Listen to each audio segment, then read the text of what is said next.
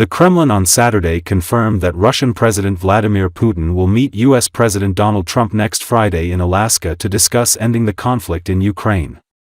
It seems entirely logical for our delegation to simply fly across the Bering Strait, and for such an important and anticipated summit of the leaders of the two countries to be held in Alaska, Putin's foreign affairs advisor, Yuri Ushakov, said.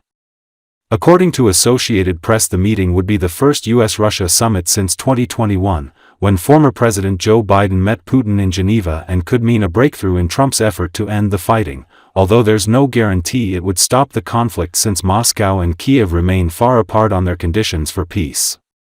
Ushakov added the next meeting between the two leaders could be held in Russia, and an invitation had already been sent to the U.S. president.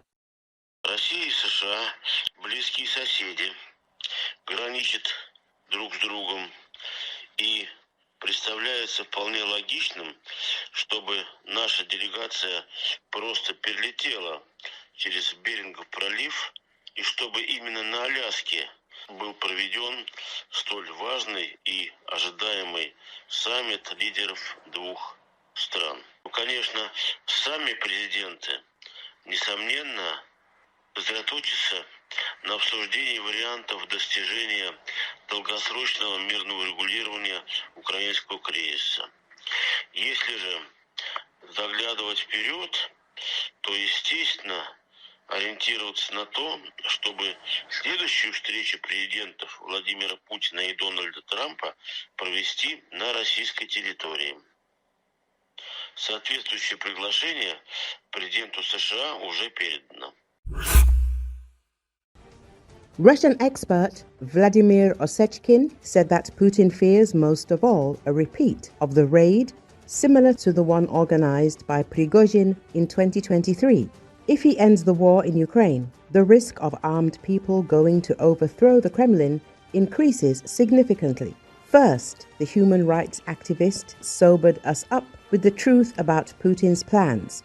It seems to me that we all need to part with the illusion that Putin and his army can voluntarily lay down their arms, leave the occupied territories, or stop seizing more and more new territories. As I have said many times on your broadcasts, Putin's main fear is to see a relapse of the events that took place in June 2023, when the so-called Wagner PMC, several thousand heavily armed militants, went to Moscow. Then Vladimir Ushakov explained why the next raid on Moscow would be brought to a logical conclusion.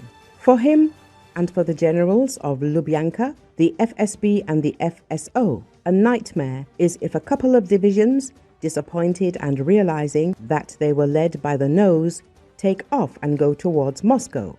They will definitely not stop, because there is an obvious example with the falling Embraer, with Utkin and the entire team of the top of the PMC Wagner, who crashed together with the crew in August 2023.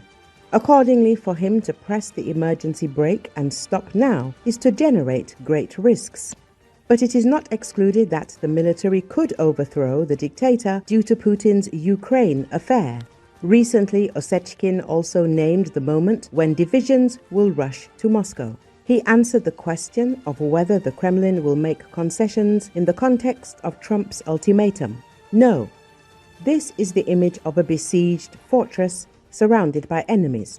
How can he create the illusion of a besieged fortress for decades, saying that the whole world wants to destroy Russia, and that he will now say that he has changed his mind, that he was scared of Trump's ultimatum and is tying everything up? Of course not. The human rights activist explains why Putin cannot stop. They will continue to escalate. It is very convenient for them all. Putin has built a system of which he himself has now become a hostage. He has no freedom of choice and freedom to get out of this situation, because otherwise, if he makes sudden moves, then a group not like the Wagner PMC, several thousand people, most of them mercenaries, half of them prisoners, will go on the march. Divisions will rush in. This is what they are afraid of, and this is what the FSB will definitely not be able to cope with. Yes, Putin will continue to tell us that everyone around us is an enemy. how they are bound together by one chain, and how they need to protect some values and beliefs that they themselves do not adhere to. More blah blah blah with intimidation and state terror of their own population in order to justify the problem with the economy with an impending, even greater disaster for the well-being of Russians. Vladimir Ushakov predicted Putin's further actions.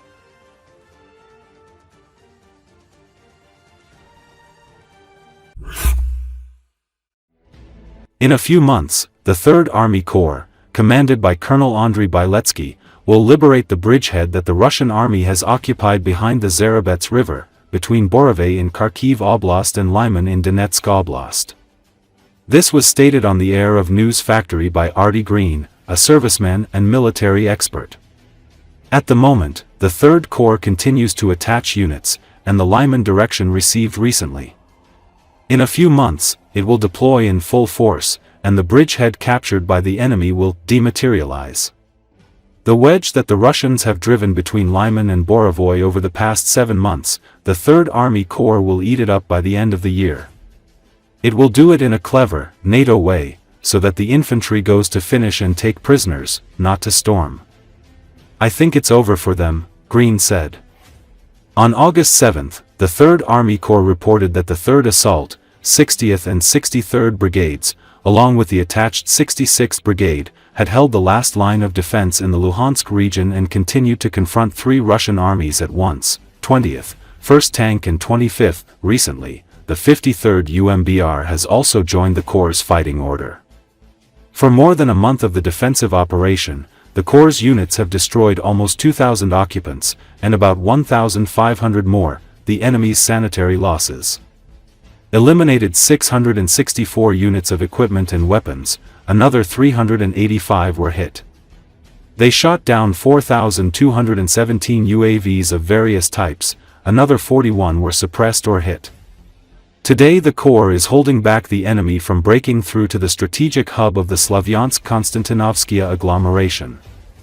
Recall, the pace of the enemy's forward units advancing on their bridgehead along the Korniai-Zarabets River toward Lyman, as well as along the Oskil front, where units of the enemy's 20th Army, reinforced by part of the 2nd Motorized Rifle Division from the 1st Tank Army, are operating, has significantly slowed down.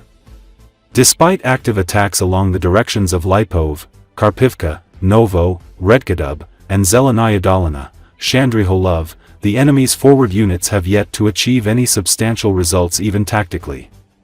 Except for several assault groups from the 254th Motorized Rifle Regiment, which managed to advance about 400 meters south of Karpivka toward the village of Sredny, these attacks have brought little success so far.